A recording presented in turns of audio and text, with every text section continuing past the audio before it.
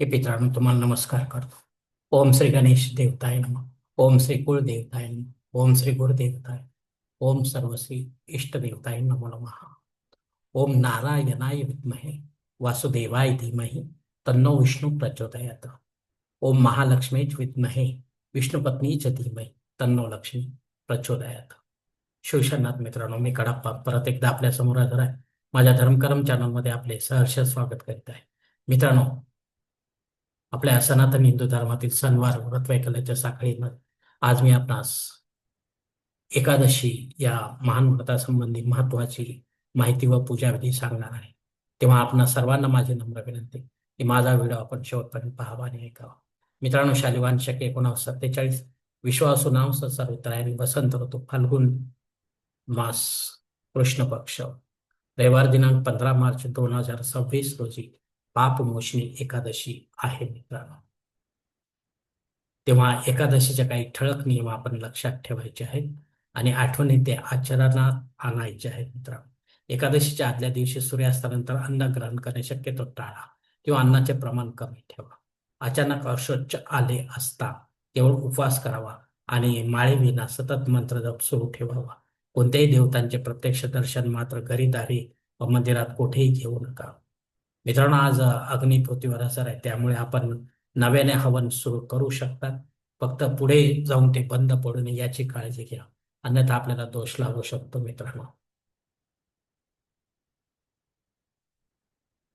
शनिवार दिनांक 14 मार्च 2026 रोजी सकाळी 8:12 पापमोचनी एकादशी तिथी सुरू होत असून दुसऱ्या दिवशी रविवारी 15 तारखेला 9:17 ती संपत आहे.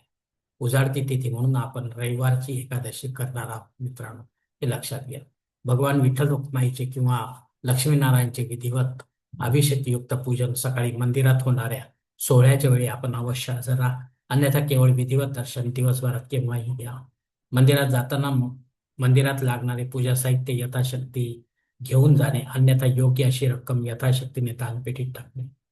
मित्रांनो, सतत मानसिक मंत्र जप करा. ओम नमो भगवते वासुदेवाय किंवा ओम विष्णवे नमः, ओम महालक्ष्मी देवे नमः.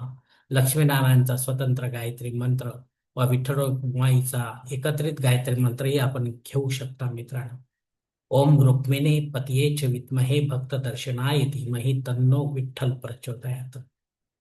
मित्रांनो, आपले नित्य कामकाज करताना वरीलपैकी कोणत्याही मंत्र जप सतत फुटफुटत राहायचं आपल्याला. वरील मंत्राचे आव्हान आपण दर एकादशीला करत असेल तर अवश्य करा, अन्यथा नव्याने देखील सुरू करू शकता. मात्र पुढे सातत्य न ठेवल्यास आपणास दोष लागू शकतो. मित्रांनो, एकादशी दिवशी स्नानाच्या पाण्यात पंचगव्य व गंगाजल टाका. गंगा कवच म्हणून स्नान करा. स्नानानंतर 10 वेळा महामृत्युंजय मंत्र जप करा. दक्षिणेकडे तोंड करू. सूर्योदय पूर्वी पितर सेवा करा. पितृस्तुती पठन करा. बाह्य शांती सुक्त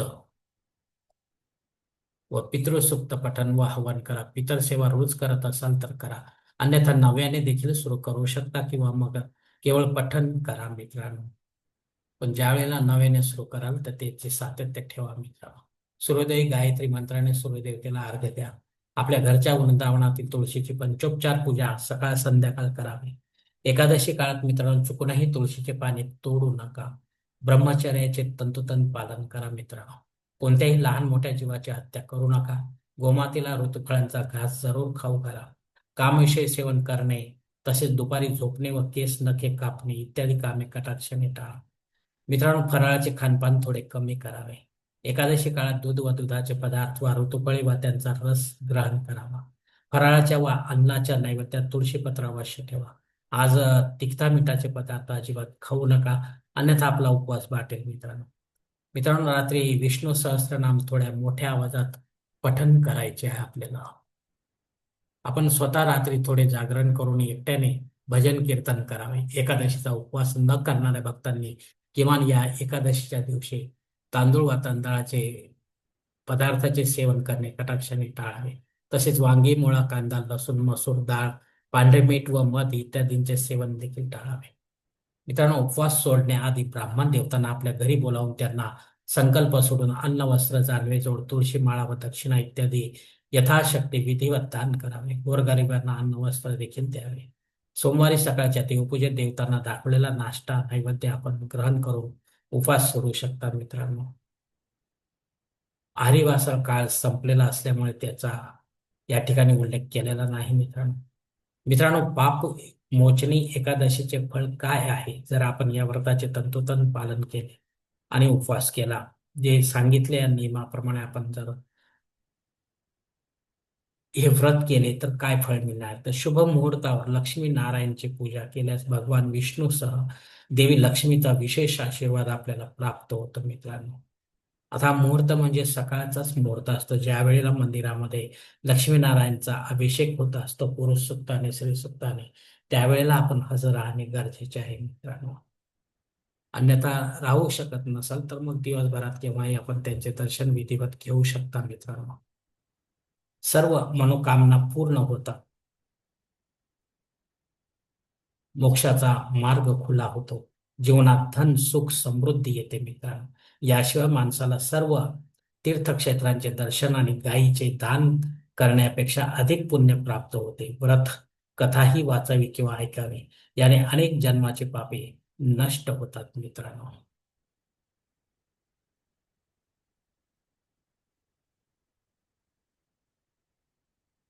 आपण कोणत्या नियमांचे पालन करण्यास कमी पडलो तर नाही ना, याची खात्री करून घ्या. चूक झाली असल्यास पुढील एकादशीला अशी चूक पुन्हा करणार नाही असा मनोमन संकल्प सोडा.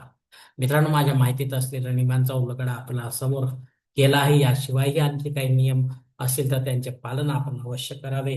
या पापमोचनी एकादशीच्या नियमांचे निष्ठेने, श्रद्धेने व समर्पण भावाने पालन करा आणि पुण्य आपल्या नावे जमा करा. तसेच भगवंताच्या कृपेने सुखासमाधानाचे व शांतीचे जीवन जगायला शिका मित्रांनो. कारण कारण आपणच असतो आपल्या जीवनाचे शिल्पकार. धन्यवाद मित्रांनो. आजचा हा पापमोचनी एकादशी संबंधीचा जो व्हिडिओ आहे तो मी याच ठिकाणी संपवत आहे. आपण जर माझ्या मते सहमत असाल तर कृपया माझे धर्म करम चॅनल सबस्क्राईब करा, लाईक करा, कुटुंब व मित्र परिवारासह शेअर करा. तसेच कॉमेंट्स बॉक्समध्ये आपले मत अवश्य नोंदवा आणि माझा पुढील व्हिडिओ आपल्यापर्यंत पोहोचण्यासाठी बेल बटन अवश्य दाबा. धन्यवाद मित्रांनो. पुढील भेटीपर्यंत आपण खुश राहा, आनंदी राहा, प्रसन्न राहा. हरिओम शिवशंभो महान.